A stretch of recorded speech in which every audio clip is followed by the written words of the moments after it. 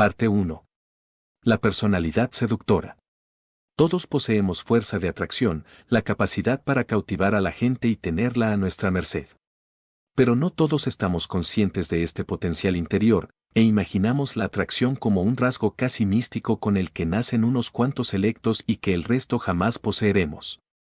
Sin embargo, lo único que tenemos que hacer para explotar ese potencial es saber qué apasiona naturalmente en el carácter de una persona, a la gente y desarrollar esas cualidades latentes en nosotros. Los casos de seducción satisfactoria rara vez empiezan con una maniobra o plan estratégico obvios. Esto despertaría sospechas, sin duda. La seducción satisfactoria comienza por tu carácter, tu habilidad para irradiar una cualidad que atraiga a la gente y le provoque emociones que no puede controlar. Hipnotizadas por tu seductora personalidad, tus víctimas no advertirán tus manipulaciones posteriores.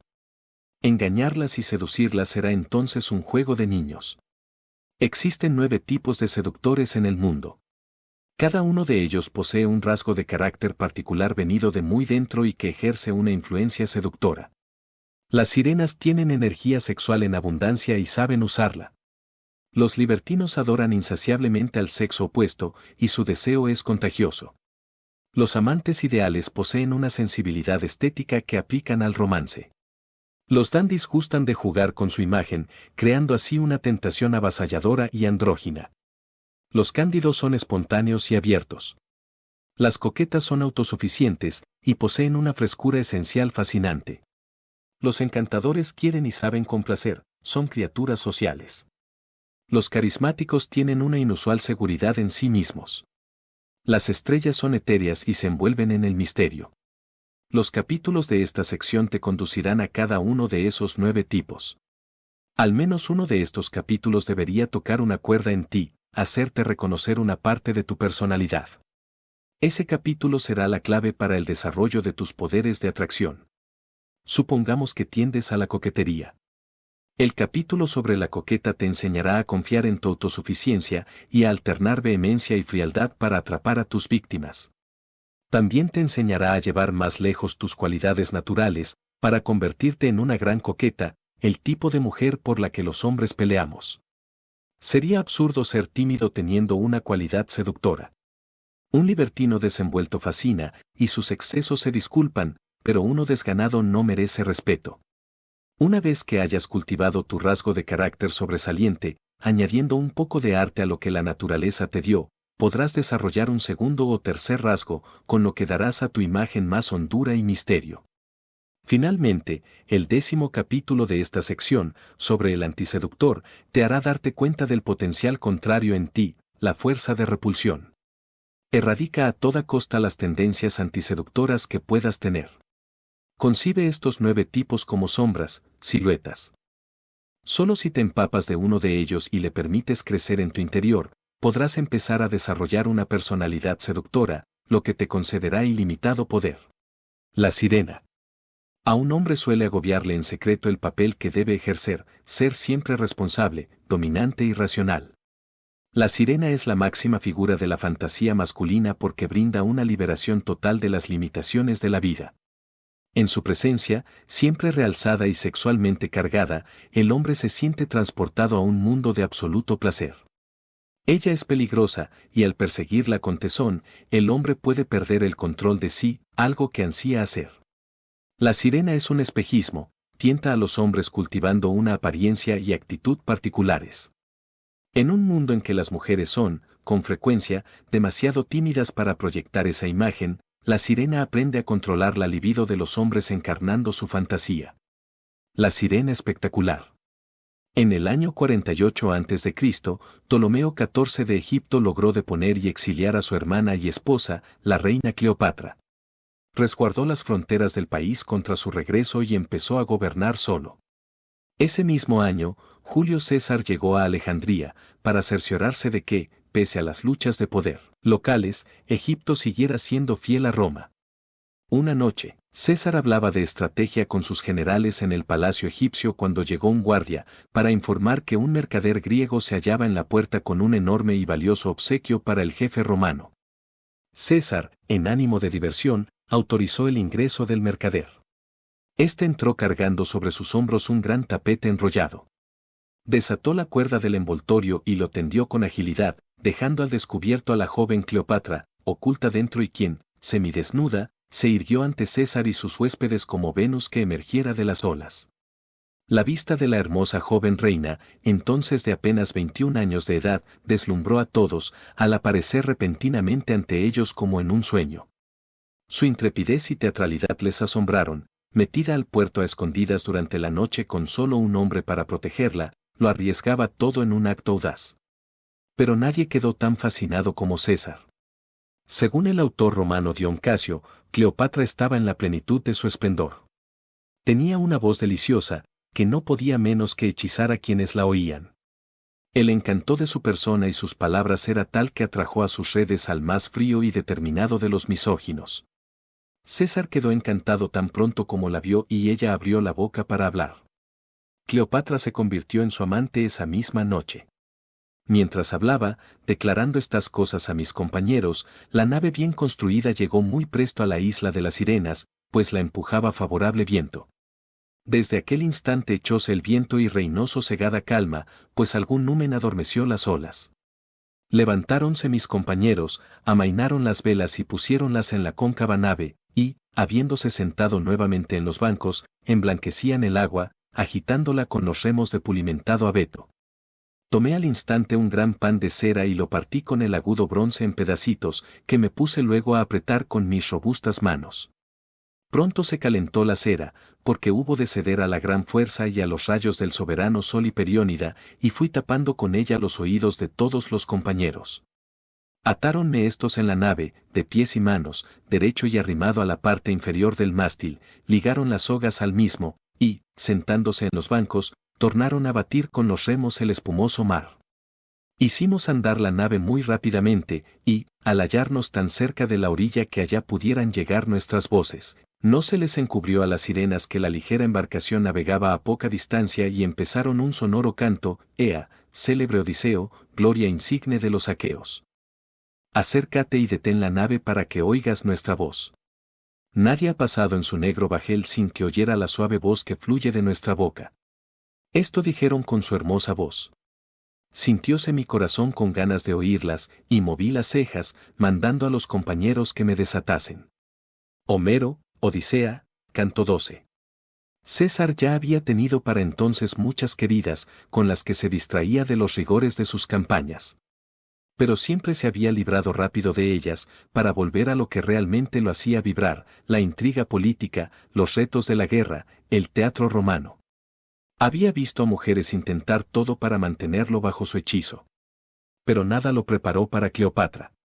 Una noche ella le diría que juntos podían hacer resurgir la gloria de Alejandro Magno y gobernar al mundo como dioses. A la noche siguiente lo recibiría ataviada como la diosa Isis, rodeada de la opulencia de su corte. Cleopatra inició a César en los más exquisitos placeres, presentándose como la encarnación del exotismo egipcio.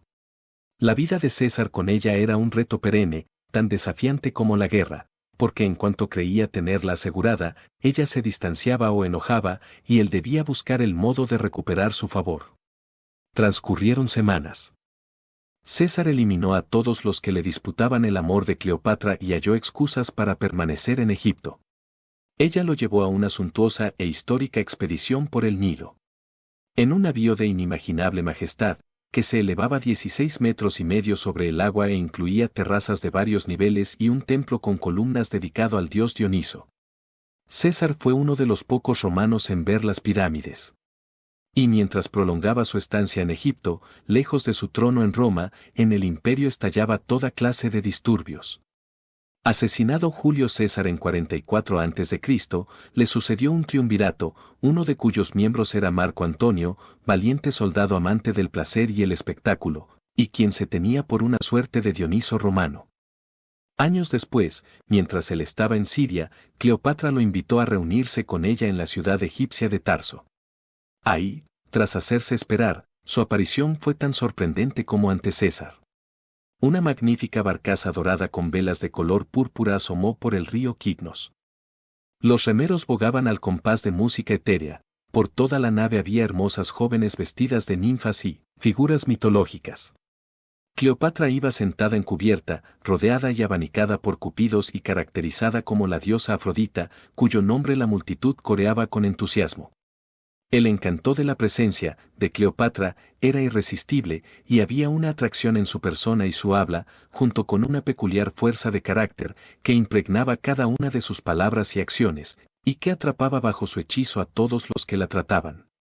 Era un deleite oír siquiera el sonido de su voz, con la que, como un instrumento de muchas cuerdas, ella podía pasar de una lengua a otra. Plutarco, Forjadores de Roma. Como las demás víctimas de Cleopatra, Marco Antonio tuvo sentimientos encontrados. Los placeres exóticos que ella ofrecía eran difíciles de resistir. Pero también deseó someterla, abatir a esa ilustre y orgullosa mujer probaría su grandeza. Así que se quedó y, como César, cayó lentamente bajo su hechizo. Ella consintió todas sus debilidades, el juego, fiestas estridentes, rituales complejos, lujosos espectáculos. Para conseguir que regresara a Roma, Octavio, otro miembro del triunvirato, le ofreció una esposa, su hermana, Octavia, una de las mujeres más bellas de Roma. Famosa por su virtud y bondad, sin duda ella mantendría a Marco Antonio lejos de la prostituta egipcia. La maniobra surtió efecto por un tiempo, pero Marco Antonio no pudo olvidar a Cleopatra y 3 años después retornó a ella. Esta vez fue para siempre, se había vuelto, en esencia, esclavo de Cleopatra, lo que concedió a esta enorme poder, pues él adoptó la vestimenta y costumbres egipcias y renunció a los usos de Roma. La inmediata atracción de una canción, una voz o un aroma. La atracción de la pantera con su perfumada fragancia. Según los antiguos, la pantera es el único animal que despide un olor perfumado. Y usa este aroma para atraer y capturar a sus víctimas. ¿Pero qué es lo que seduce en un aroma? ¿Qué hay en el canto de las sirenas que nos seduce, o en la belleza de un rostro, en las profundidades de un abismo? La seducción radica en la anulación de signos y su significado, en la pura apariencia. Los ojos que seducen no tienen significado, terminan en la mirada, como el rostro con maquillaje termina en la pura apariencia. La fragancia de la pantera es también un mensaje sin significado, y detrás del mensaje la pantera es invisible, como lo es la mujer bajo su maquillaje. Tampoco era posible ver a las sirenas. El encantamiento reside en lo que se oculta. Jean Baudrillard, de la seducción. Una sola imagen sobrevive de Cleopatra, un perfil apenas visible en una moneda, pero contamos con numerosas descripciones escritas de ella. Su rostro era fino y alargado, y su nariz un tanto puntiaguda, su rasgo dominante eran sus ojos, increíblemente grandes. Su poder seductor no residía en su aspecto, a muchas mujeres de Alejandría se les consideraba más hermosas que a ella. Lo que poseía sobre las demás mujeres era la habilidad para entretener a un hombre. En realidad Cleopatra era físicamente ordinaria y carecía de poder político, pero lo mismo Julio César que Marco Antonio, hombres valerosos e inteligentes, no percibieron nada de eso. Lo que vieron fue una mujer que no cesaba de transformarse ante sus ojos, una mujer espectáculo. Cada día ella se vestía y maquillaba de otra manera, pero siempre conseguía una apariencia realzada, como de diosa. Su voz, de la que hablan todos los autores, era cadenciosa y embriagadora. Sus palabras podían ser banales, pero las pronunciaba con tanta suavidad que los oyentes no recordaban lo que decía, sino cómo lo decía. Cleopatra ofrecía variedad constante, tributos, batallas simuladas, expediciones, orgiásticos bailes de máscaras. Todo tenía un toque dramático, y se llevaba a cabo con inmensa energía. Para el momento en que los amantes de Cleopatra posaban la cabeza en la almohada junto a ella, su mente era un torbellino de sueños e imágenes. Y justo cuando creían ser amos de esa mujer exuberante y versátil, ella se mostraba alejada o enfadada, dejando en claro que era ella la que ponía las condiciones. A Cleopatra era imposible poseerla, había que adorarla. Fue así como una exiliada destinada a una muerte prematura logró trastocarlo todo y gobernar Egipto durante cerca de 20 años. De Cleopatra aprendemos que lo que hace a una sirena no es la belleza, sino la vena teatral, lo que permite a una mujer encarnar las fantasías de un hombre. Por hermosa que sea, una mujer termina por aburrir a un hombre, él ansía otros placeres y aventura. Pero todo lo que una mujer necesita para impedirlo es crear la ilusión de que ofrece justo esa variedad y aventura. Un hombre es fácil de engañar con apariencias, tiene debilidad por lo visual. Si tú creas la presencia física de una sirena, una intensa tentación sexual combinada con una actitud teatral y majestuosa, él quedará atrapado. No podrá aburrirse contigo, así que no podrá dejarte. Mantén la diversión y nunca le permitas ver quién eres en realidad. Te seguirá hasta ahogarse. Los adornos no seducen, con el oro y las piedras preciosas se ocultan las macas, y la joven viene a ser una mínima parte de su propia persona. Entre tantos perifollos, apenas adviertes lo que de veras hayas de admirar. El amor se vale de la riqueza como de una égida que fascina nuestros ojos. Ovidio, Remedios de amor. La sirena del sexo. Norma Jean Mortensen, la futura Marilyn Monroe, pasó parte de su infancia en orfanatorios de Los Ángeles. Dedicaba sus días a tareas domésticas, no a jugar. En la escuela se aislaba, rara vez sonreía y soñaba mucho. Un día, cuando tenía 13 años, al vestirse para ir a la escuela se dio cuenta de que la blusa blanca que le habían dado en el orfanatorio estaba rota, así que tuvo que pedir prestado un suéter a una compañera más joven. El suéter era varias tallas menor que la suya. Ese día pareció de repente que los hombres la rodeaban donde quiera que iba, estaba muy desarrollada para su edad. Escribió en su diario, miraban mi suéter como si fuera una mina de oro. Cuidaba su ganado en el monte Gárgaro, la cumbre más alta del Ida, cuando Hermes, acompañado por Hera, Atenea y Afrodita, le entregó la manzana de oro y el mensaje de Zeus, Paris. Puesto que eres tan bello como sabio en los asuntos del corazón, Zeus te ordena que juzgues cuál de estas diosas es la más bella. Así sea, suspiró Paris. Pero antes ruego que las perdedoras no se ofendan conmigo. Solo soy un ser humano, expuesto a cometer los errores más estúpidos. Las diosas convinieron en acatar su decisión.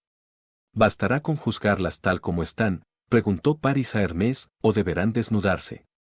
Tú debes decidir las reglas de la competencia, contestó Hermes con una sonrisa discreta. En ese caso, ¿tendrán la bondad de desnudarse? Hermes dijo a las diosas que lo hicieran y él se volvió cortésmente. Afrodita no tardó en estar lista, pero Atenea insistió en que debía quitarse su famoso ceñidor mágico, que le daba una ventaja injusta, pues hacía que todos se enamoraran de quien lo llevaba. Está bien, dijo Afrodita con rencor.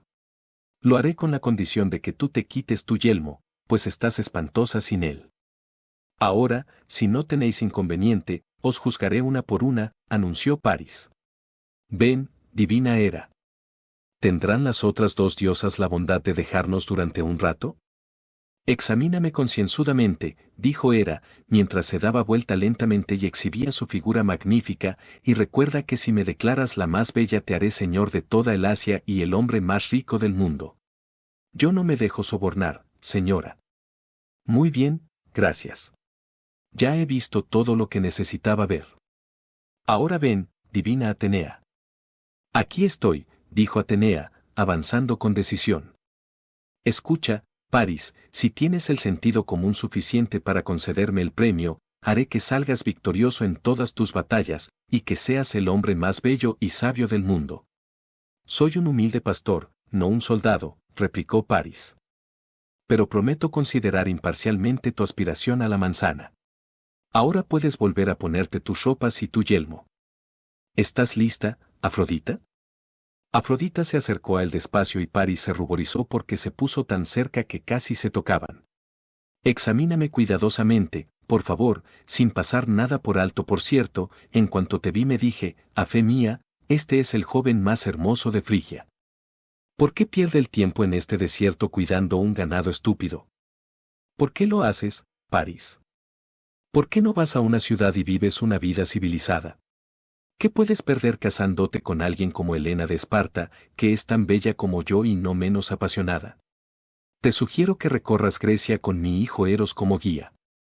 Cuando lleguéis a Esparta, él y yo procuraremos que Helena se enamore perdidamente de ti. ¿Estás dispuesta a jurarlo?, preguntó Paris, excitado. Afrodita juró solemnemente y Paris, sin pensarlo más, le concedió la manzana de oro. Robert Graves, Los mitos griegos, volumen 2. La revelación fue simple pero sorprendente. Antes ignorada y hasta ridiculizada por los demás alumnos, Norma Jean descubrió entonces una forma de obtener atención y quizá también poder, porque era extremadamente ambiciosa. Empezó a sonreír más, a maquillarse, a vestirse de otra manera.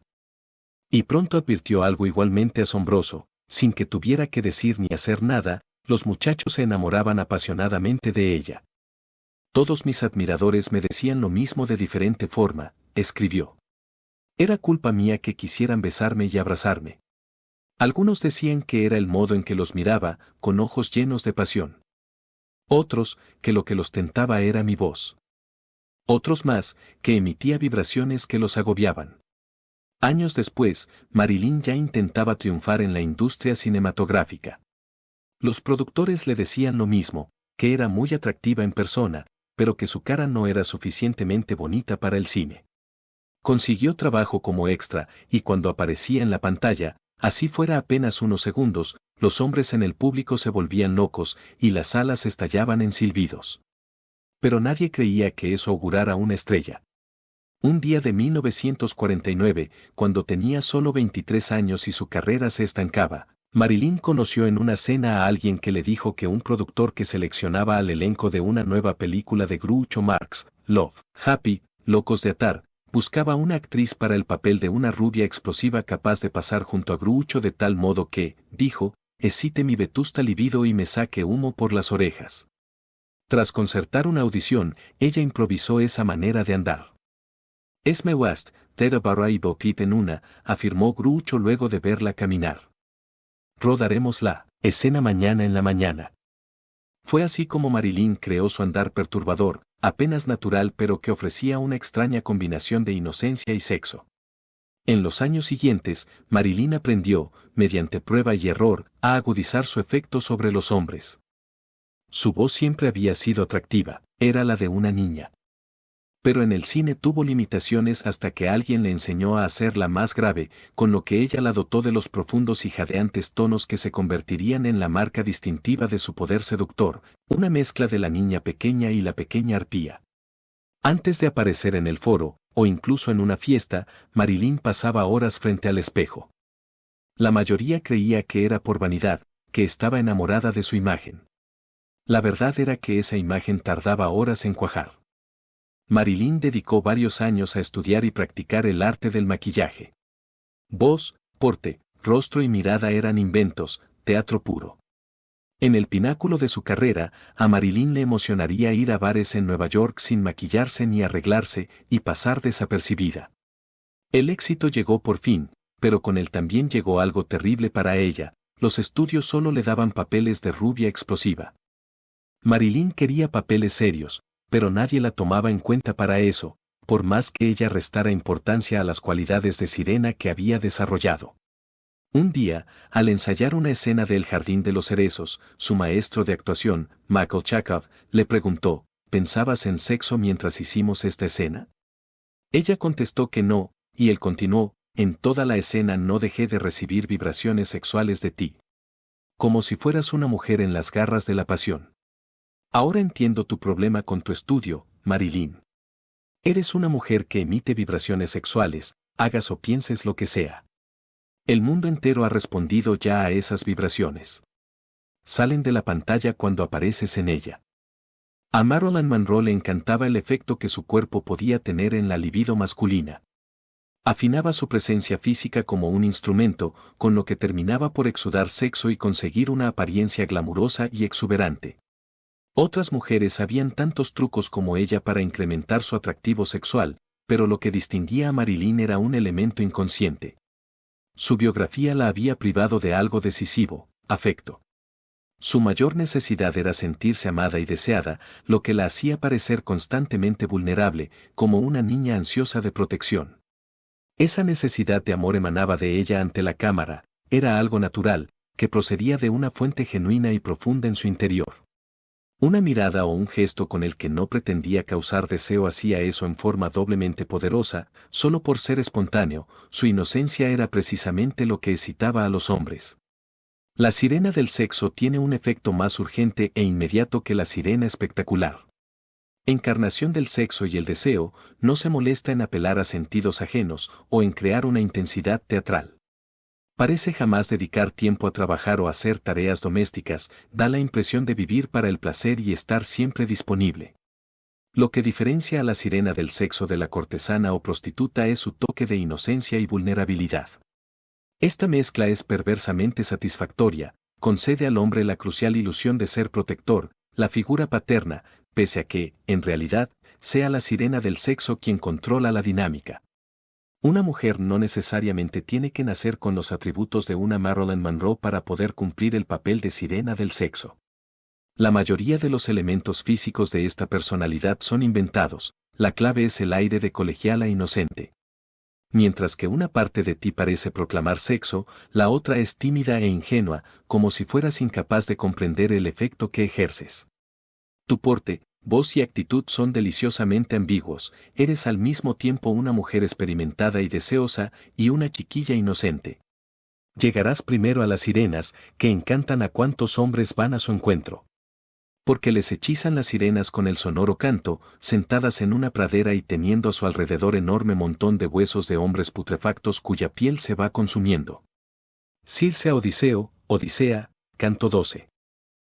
Gracias por haber llegado hasta aquí. Si te gustó este video y crees que puede ayudar a más personas, no olvides darle like y compartirlo. Y si aún no lo has hecho, suscríbete al canal y activa la campanita para no perderte ninguno de nuestros próximos resúmenes y contenidos sobre el poder de la mente y cómo mejorar nuestras vidas. Nos vemos en el próximo video, sigue creyendo en el poder que tienes dentro de ti.